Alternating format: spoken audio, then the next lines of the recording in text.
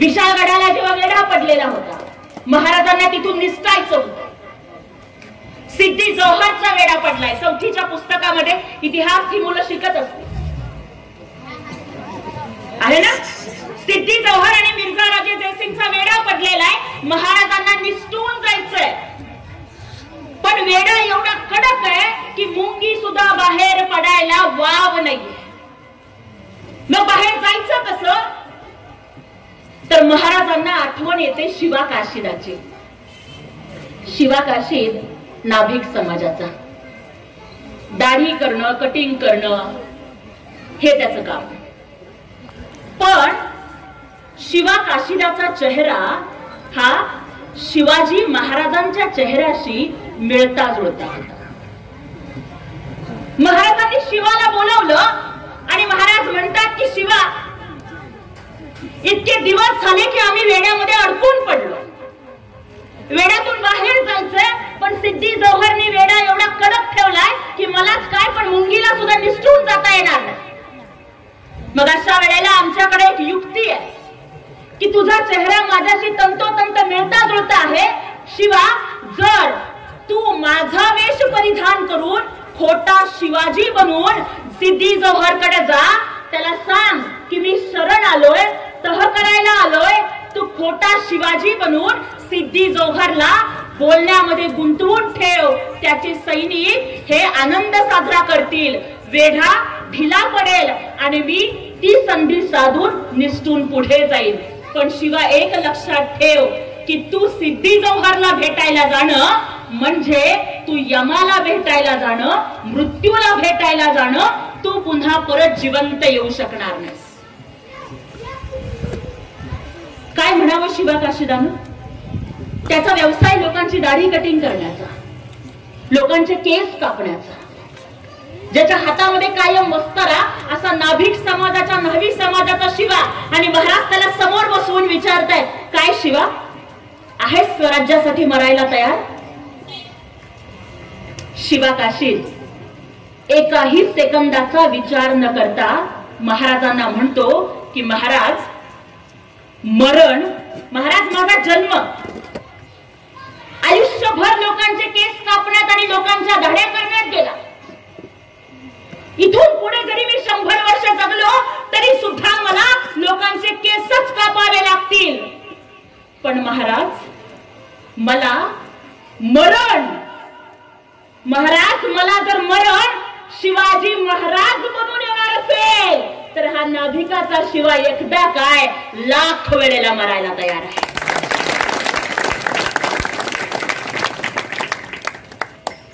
लाख मेले तरी चालतील, पण लाखांचा पोशिंदा जगला पाहिजे. असे मावळे होते म्हणून शिवराय घडले, वाढले आणि स्वराज्य बघायला मिळाले. शिवा काशीद शिवाजी महाराजांचा वेश परिधान करतो. सिद्धी जोहरला निरोप पाठवला जातो की शिवाजी आता शरण आलेले आहेत आणि आता तह होईल. सगळे सैनिक नाचू लागतात, गाऊ लागतात, आनंद करू लागतात. वेढा आता शिथिल होतो. महाराज निवडक मावळ्यांना घेऊन तिथून निसटतात, विशाळगडाकडे जाऊ लागतात. आणि इथं सिद्धी जोहरच्या तंबूमध्ये बसून शिवा काशीद खोटा शिवाजी बनून सिद्धी जोहर बरोबर वाटाघाटी करतोय तहाची. सिद्धी जोहर खुश आहे, पण त्याला कुठं माहितीये की समोर शिवाजी नाही तर खोटा शिवाजी बसला.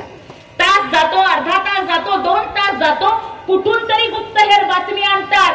हळूच गुप्तहेर येऊन सिद्धी जोहरच्या कानात सांगतो की खरे शिवाजी कधीच निसटले, तुमच्या समोर बसलाय तो खोटा शिवाजी बसलाय.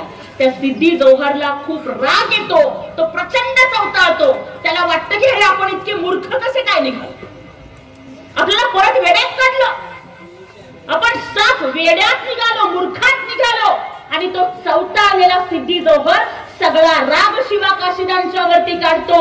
तो त्यांना मारू लागतो आणि विचारतो की सांग, खरा शिवाजी कुठे आहे ते सांग. गच्ची पकडतो तो शिवा काशीदांची, काठीनं मारतो. त्याच्यानंतर नख काढली जातात आणि एकच प्रश्न विचारला जातो की खरा शिवाजी कुठे आहे ते सांग. शिवा काशीदांचं उत्तर एकच आहे की लाख मेले तरी चालतील, पण लाखांचा पोशिंदा जगला पाहिजे.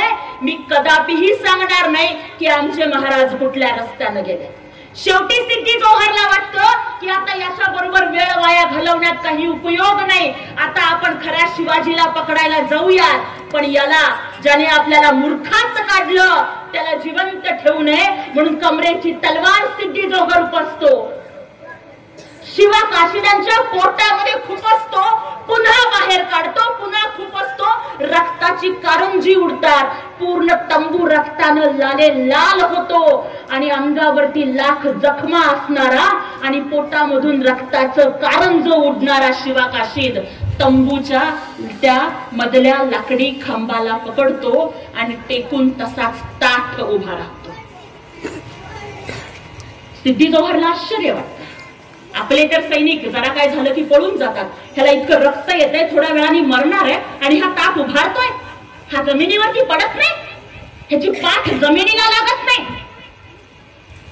शिवा काशिदाला त्या अवस्थेत बघून सिद्धी जोहरला अजून राग येतो आणि सिद्धी जोहर म्हणतो की अरे क्यों शिवा, पीठ नहीं लगाओगे जमीन पर मरते दम तक. सिद्धी जोहर शिवा काशिदाला प्रश्न विचारतोय की क्यों शिवा, पीठ नहीं लगाओगे जमीन पर मरते दम तक. त्यावेळेस तो मरणाच्या दारात उभा असलेला शिवा काशीद म्हणतो की अरे खोटा असलो म्हणून काय झालं, पण माझंही नाव शिवाजी आहे.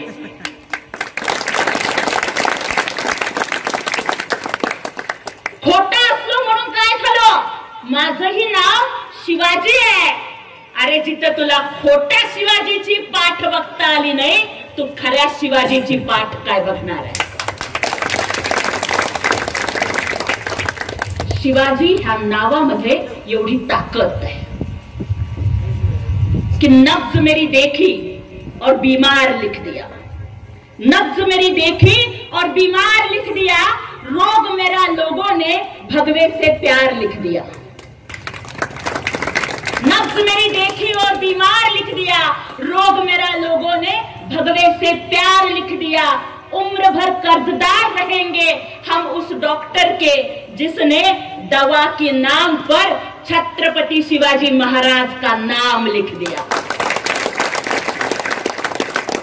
बाकी पोरं आत्महत्या करतात काय, पोरगी नाही म्हणली म्हणे आत्महत्या करतात, बापाने मोबाईल नाही घेऊन दिला म्हणे आत्महत्या करताय, शेतात पीक नाही आलं म्हणे आत्महत्या करताय. जर तुमच्या मनाला नैराश्याचा रोग लागला असेल तर त्या रोगावरचं एकच जालिम औषध म्हणजे छत्रपती शिवाजी महाराज. मिर्झाराजे जयसिंग बरोबरच्या तहामध्ये स्वराज्यातले 23 किल्ले मिर्झाराजे जयसिंगला द्यावे लागले, 12 किल्ले महाराजांच्याकडे आहेत. स्वराज्यातल्या 4 लाख उत्पन्नाचा प्रदेश हा मिर्झाराजे जयसिंगला द्यावा लागला, फक्त 1 लाख उत्पन्नाचा प्रदेश हा महाराजांच्याकडे आहे. भेटीसाठी म्हणून आग्र्याला नेलं गेलं. क्वारंटाईन मध्ये काही हाल झाले नाही का, लॉकडाऊन मध्ये बाहेरच पडता येत नव्हतं. विचार करा, कोरोना झाल्यावर 14 दिवसाचा क्वारंटाईन आणि काही महिन्यांचा लॉकडाऊन आपल्याला एवढा अवघड गेला. या जगातला पहिला लॉकडाऊन, पहिलं क्वारंटाईन जर कोणी भोगलं असेल तर आग्र्याला जाऊन शिवाजी महाराजांना औरंग्यानं नजर चुकीने धोक्याने नजर कैद केली. ती नजर कैद म्हणजे महाराजांनी भोगलेला या जगातला पहिला लॉकडाऊन आणि पहिलं क्वारंटाईन. या क्वारंटाईनच्या मधून आपण बाहेर पडताना आपली बीपीच वाढतो, शुगरच वाढतं, असंच होतं. आणि नुसतं कोरोना जरी झाला, कोरोना म्हणजे काय, सर्दी खोकला ताप अमुक तमुक, आणि नुसतं जरी तिथं गेलं दवाखान्यामध्ये इलाज उपलब्ध आहे, आता तर लस पण आली आहे, तरी पण लोक फोन करतात आता काय परत येईल असं वाटत नाही बाबा. बघू जगलो वाचलो तर भेटू. डोळ्याला न दिसणारा विषाणू, त्या विषाणूला घाबरून दार खिडक्या बंद करून आपण घरात बसतोय.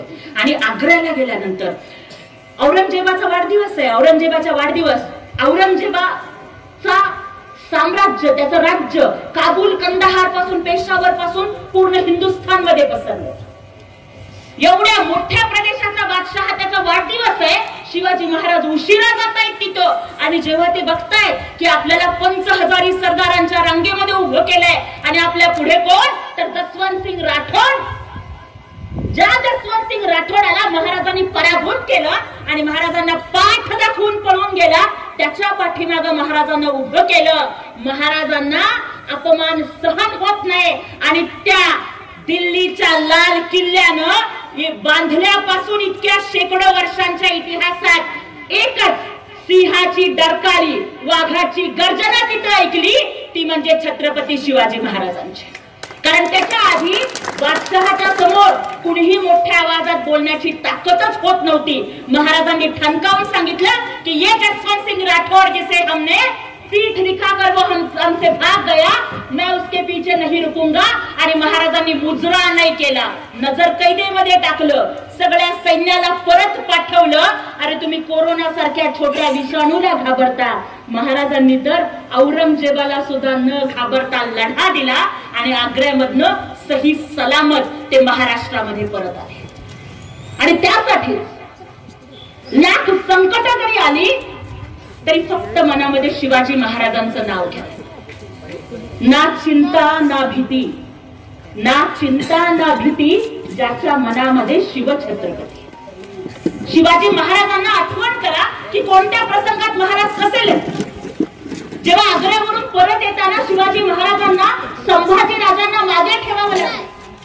स्वतःच्या पोटच्या पोराच्या मृत्यूची बातमी महाराजांना पसरवावी लागली. संभाजीराजे वारले म्हणून सांगावं लागलं.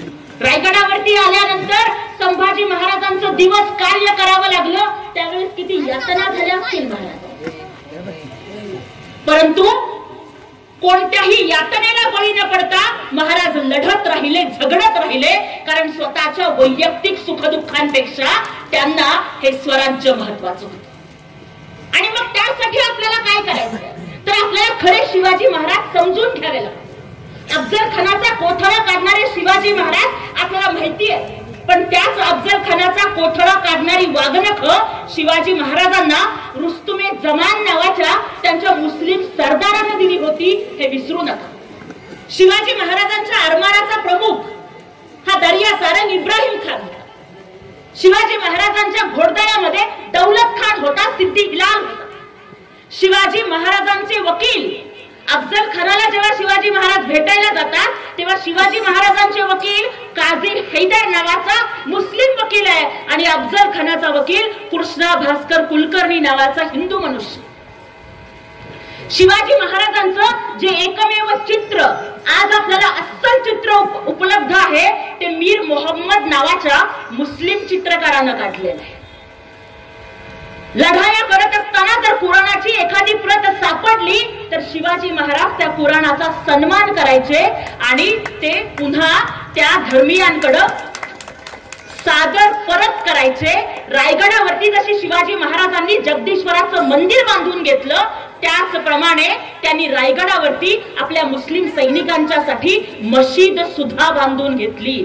आणि त्यामुळेच शिवाजी महाराज हे सर्व धर्म समभाव मानणारे होते. शिवाजी महाराजांचे 12 अंगरक्षक हे मुस्लिम समाजाचे होते. हे शिवाजी महाराज आम्हाला समजून घ्यावेत. आणि मला आज अभिमान वाटतो की आज आम्ही सोलापूरमध्ये छत्रपती शिवाजी मुस्लिम ब्रिगेडच्या माध्यमातून दरवर्षी मुस्लिम बांधव शिवाजी महाराजांची जयंती साजरी करतात. सोलापूरमध्ये ऍडव्होकेट सय्यद गाझिउद्दीन नावाचे विद्वान होते ज्यांचा मृत्यू झाला. ऍडव्होकेट सय्यद गाझिउद्दीन यांनी उर्दू भाषेमध्ये शिवाजी महाराजांचं चरित्र लिहिलं आणि मुस्लिम बांधवांच्या पर्यंत शिवाजी महाराज पोहोचवले. आणि त्यांच्या मृत्यूनंतर सुद्धा गाझिउद्दीन रिसर्च सेंटरच्या माध्यमातून शिवाजी महाराजांच्या चरित्रावरचा अभ्यास चालतो. शिवाजी महाराजांच्या स्वराज्यामध्ये कधी जातीभेद नव्हता. विचारा, आग्र्यामधून सुटका होताना हिरोजी फर्जन शिवाजी महाराजांचं रूप घेऊन पलंगावर झोपले तर हिरोजींची जात कोण?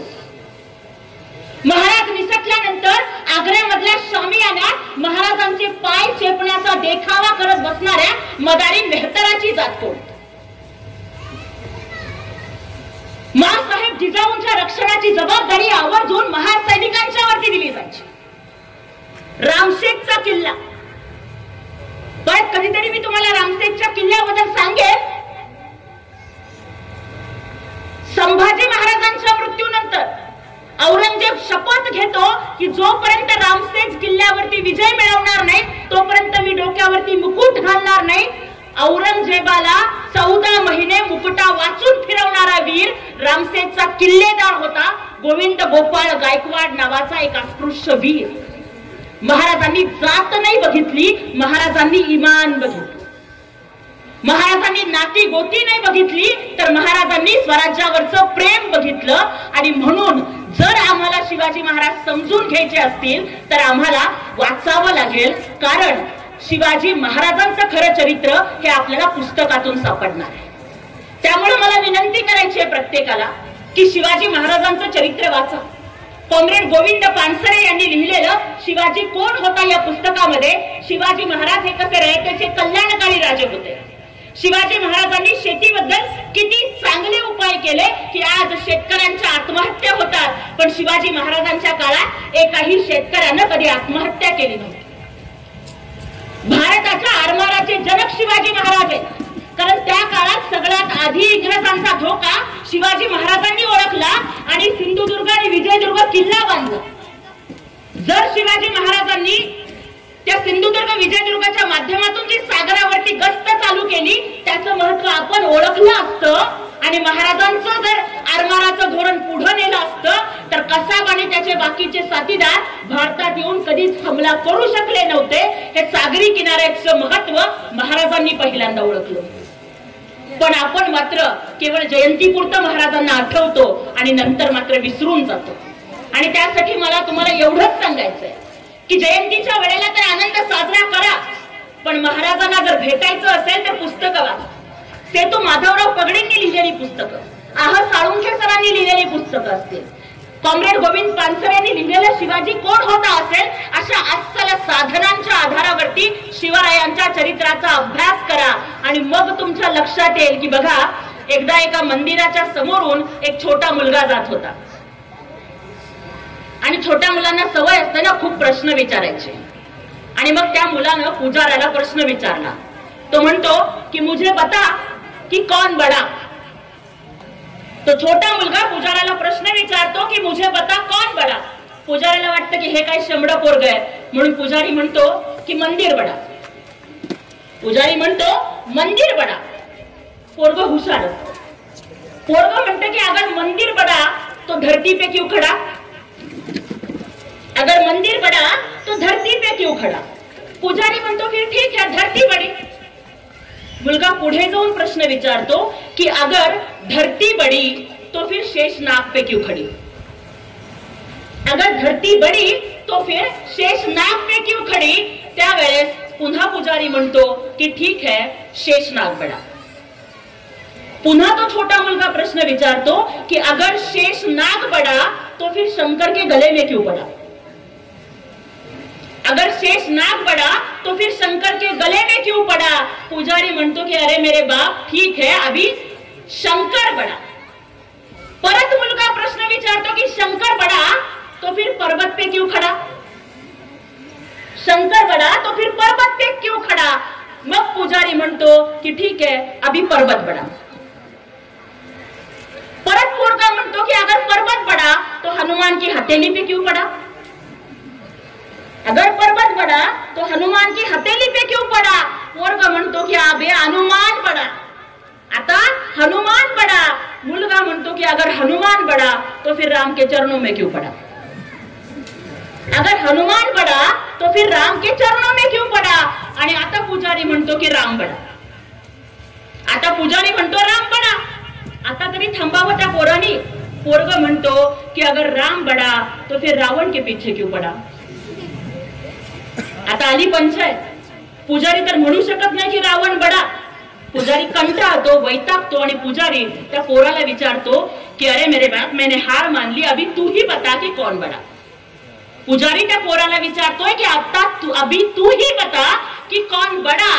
त्यावेळेस तो मुलगा म्हणतो कि इस हिंदुस्तान में सिर्फ वही बड़ा. इस हिंदुस्तान में सिर्फ वही बड़ा जो मां बहनों की आबरू के खातर तलवार लेकर मुगलों पर टूट पड़ा. त्यामुळे हे शिवाजी महाराजांचं महात्म्य आपल्याला ओळखावं लागेल. व्हिएतनाम सारखा छोटासा देश महाराजांचा गनिमी कावा वापरतो आणि अमेरिकेला हरवतो. शिवाजी महाराजांची जलनीती असेल, शिवाजी महाराजांची राष्ट्रनीती असेल, शेतीची नीती असेल, महिलांचं धोरण असेल, हे सगळं आम्हाला राबवावं लागेल. आणि त्यासाठी आधी आम्हाला खरे शिवाजी महाराज आणि त्यांचं खरं कार्य आम्हाला समजून घ्यावं लागेल. त्याची सुरुवात आपण या जयंतीच्या पासून करूयात अशी मी अपेक्षा करते. विशेष करून माझ्या महिला भगिनींना पुन्हा एकदा मला विनंती करायची आहे की करू नको अनुकरण तू पाठकबाईचं आणि राधिकाचं. कारण आमच्या बायकांना तेच पडलेलं असतं की बाई गो, ते माझ्या नवऱ्याची बायको मधल्या शनायाचं कसं होईल, ते तुझ्या तरी जीव रंगला मधल्या राणादाचं अंजलीबाईचं काय होईल. एवढं टेन्शन असतं ना ह्यांना की तुम्हाला काय सांगू. एक वेळ स्वतःचं पोरग नापास झालं तरी चालेल, पण थांब म्हणती जरा ते तुला पाहते रे मध्ये काय झालंय जरा बघते म्हणते. मला तुम्हाला सांगायचंय की करू नको अनुकरण तू पाठकबाईचं आणि राधिकाचं, दर्जा तुझा खुजा होईल. करू नको अनुकरण तू पाठकबाईचं आणि राधिकाचं, दर्जा तुझा खुजा होईल. कर तू अनुकरण माँसाहेब जिजाऊंचं, मग घराघरात तुझी पूजा होईल. आणि बाकीच्या युवकांनी सुद्धा लक्षात ठेवावं की शिवाजी महाराजांनी आयुष्यात कुठलं व्यसन केलं नाही. शिवाजी महाराजांनी आयुष्यात कधीही दारूच्या थेंबाला स्पर्श केला नाही. शिवाजी महाराजांनी आयुष्यभर परस्त्रीकडे कधी वाकड्या नजरेनं पाहिलं नाही. आणि आम्हाला जर शिवभक्त म्हणून घ्यायचं असेल तर शिवभक्त बनणं ही खूप मोठी जबाबदारी आहे. तुम्हाला निर्व्यसनी राहावं लागेल, तुम्हाला आया बहिणींचा भाऊ म्हणून राहावं लागेल, तुम्हाला जातीभेद करता येणार नाही. कारण मला आवर्जून सांगायचंय की डॉक्टर बाबासाहेब आंबेडकर त्यांनी जेव्हा महाडच्या 14 तळ्याचा सत्याग्रह केला, पाणी पिण्याचा अधिकार अस्पृश्यांना नव्हता. पहिल्यांदा सन्मानानं पाणी पिण्यासाठी बाबासाहेबांच्या नेतृत्वाखाली अस्पृश्य गेले. बाबासाहेब आणि सगळे दलित बांधव घोषणा देत होते महाडच्या 14 तळ्याच्या सत्याग्रहात की छत्रपती शिवाजी महाराज की जय. बाबासाहेबांनी 14 तळ्याचा सत्याग्रह शिवाजी महाराजांच्या नावाच्या घोषणा देऊन केला. प्रकाश आंबेडकरांचं भाषण आहे का ते म्हणतात की जय भवानी आणि जय शिवाजी ही घोषणा बाबासाहेब स्वतः देत असत. बाबासाहेबांच्या लेटर पॅडवरचं चिन्ह ढाल आणि तलवार होते. आणि महाडच्या 14 तळ्याचा सत्याग्रह झाल्यानंतर महाडच्या शेजारीच रायगड आहे. बाबासाहेब स्वतः अनुयायांना घेऊन रायगडावरती शिवरायांच्या समाधीच्या दर्शनाला जातात आणि नतमस्तक होतात. बाबासाहेब म्हणतात की मला देशाचं संविधान लिहायला जास्त कष्ट पडले नाही, कारण माझ्या डोळ्यासमोर शिवाजी महाराजांचं स्वराज्य उभं होतं.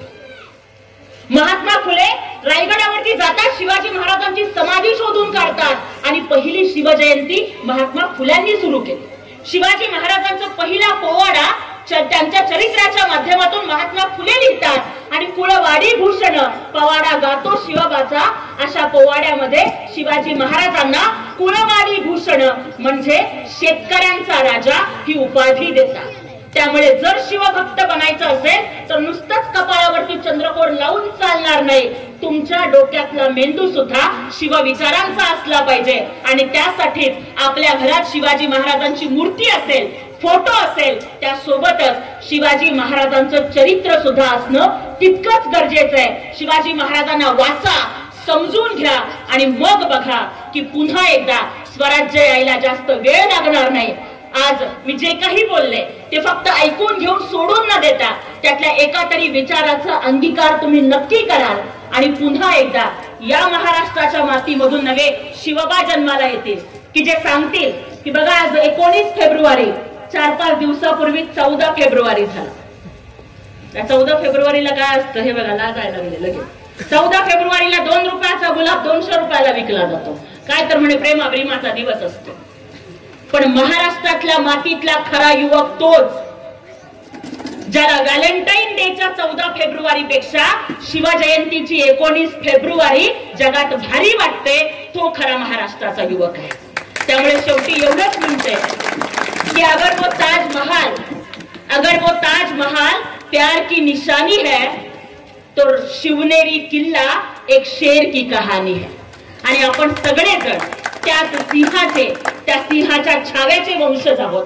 तो स्वाभिमानाचा, सर्वधर्म समभावाचा, स्त्रियांच्या सन्मानाचा वारसा असाच पुढे तेवत ठेवूयात अशी विनंती करते. आज सुरू झालेल्या ह्या शिवजयंतीचा पाळणा महोत्सव पुढच्या वर्षी आणखीन मोठा हो. पुढच्या वर्षी जसं सोलापुरात झालं होतं की एकही महिला घरात बसली नव्हती, पुढच्या वर्षी या बेगमपूर मधली प्रत्येक महिलेने इथं आलं पाहिजे, सगळ्या जाती धर्मातल्या महिलेने इथे आलं पाहिजे आणि अतिशय भव्य प्रमाणामध्ये तुमचा हा पाळणा महोत्सव दरवर्षी साजरा हो. आणि केवळ पाळण्यातच नव्हे तर प्रत्येकाच्या मनामध्ये शिवाजी महाराज जन्माला यावेत, प्रत्येक आईनं जिजाऊ व्हावं आणि प्रत्येक पोराला शिवबा आणि संभाजी घडवावं आणि प्रत्येक युवकांनी लक्षात ठेवावं की वाईट विचाराने वागलास तर माती होशील, वाईट विचाराने वागलास तर माती होशील, पण शिवबाच्या विचाराने वागलास तर छत्रपती होशील. ती छत्रपती होण्याकरिता आणि छत्रपती जरी नाही झालं तर कमीत कमी छत्रपतींचा साधा मावळा बनण्या